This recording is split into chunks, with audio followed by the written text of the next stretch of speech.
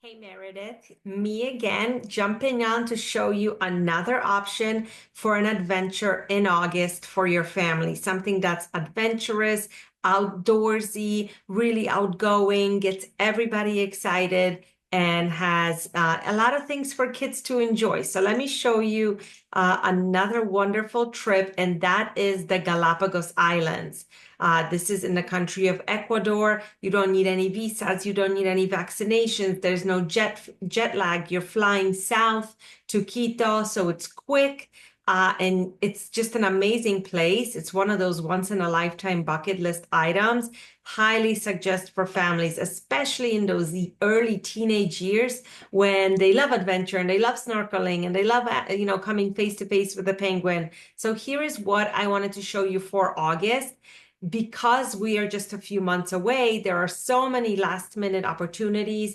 This particular cruise that I am going to show you has 2 cabins left. Therefore, they're giving us a discounted rate. So August 6th, you would fly into Quito. We would pick you up as always and take you to downtown. We're going to stay at the Plaza Grande. It's a awesome historical hotel right smack in the middle of a square. So you're walking distance to everything. And then the following day, I'll show you the highlights of Quito with your private guide, take you to the equator line. You can do some fun experiments. You could do a chocolate experience with a great local guide and just see the highlights of the city itself. And then the following day, we would leave the city for the day and go to Cotopaxi. This is an active volcano. There's a ranch. We can ride horses, go hiking to a lagoon, have a beautiful traditional lunch, have a glimpse of life in the Andes this way, and then come back to Quito and prepare for the Galapagos.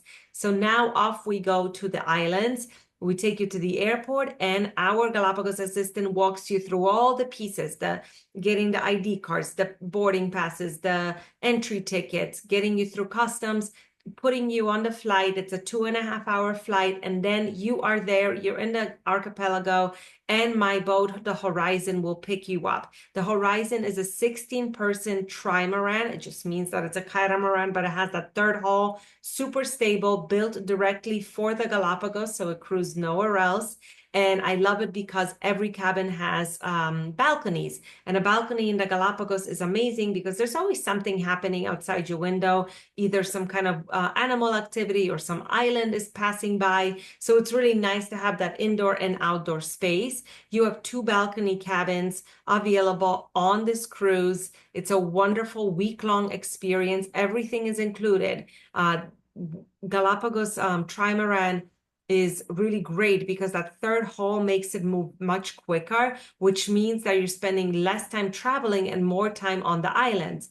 So all of your meals are arranged and you're going to be eating them on the boat, either inside or outside. They have both sets of dining. They have a jacuzzi on the third deck.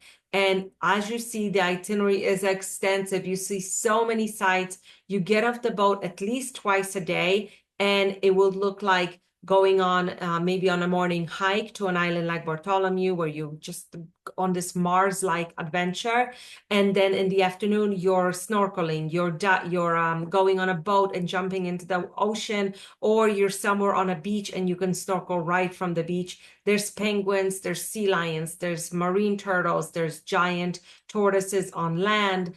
There's just so much activity. The beautiful thing about the Galapagos is there are no predators, so the animals don't have a fear of you, so they don't run away. So you can lay on the beach and there's sea lions all around you, and birds will land around you, and it's just such a fun experience, especially during the summer where you kind of want to be in the water, want some adventure. Water in the Galapagos is cold, but we provide wetsuits, so you can do all your snorkeling in a wetsuit, but there's plenty of adventure, and the equatorial sun is very hot and strong, so you still feel like it's a definite island getaway, but with lots and lots to see and do. Stand-up paddleboards, kayaking, red sand beaches, white sand beaches, black sand beaches. There's just so much between the volcanic islands and the white sand islands.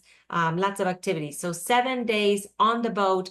Day 11, we come back to Quito and then fly home. I'm going to send you this as well just to show you what the options are for August. I have lots of ideas. Some parts of the world are not the best in August. That's why I want to show you what works, where your kids will have a lot of outdoor fun, but there's also something for you as well. So sending it off to you now.